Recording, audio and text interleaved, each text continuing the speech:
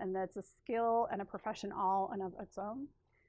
Obviously, the interviewers can have different effects on your participants if there's a perceived social desirability or a gender bias or a racial bias or things like that. Using a phone survey approach can have some coverage issues because so many households don't have a landline.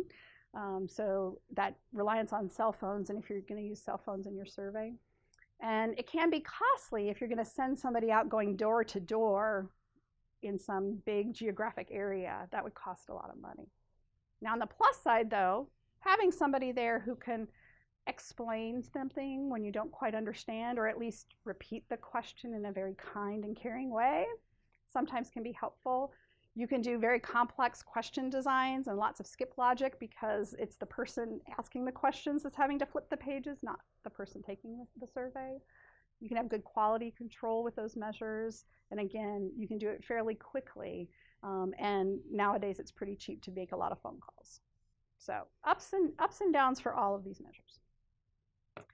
And then just a little note about multiple modes. The mode itself can be a source of error, as you've seen in making those decisions.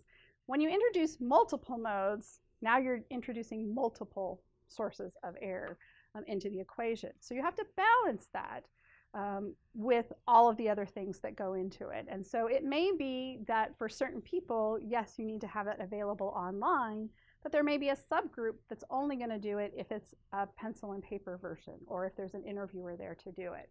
And so you have to kind of take that into account in choosing your mode overall. So with that, talk a little bit about next steps. So your homework, if you will, if you so choose to accept it, would be to brainstorm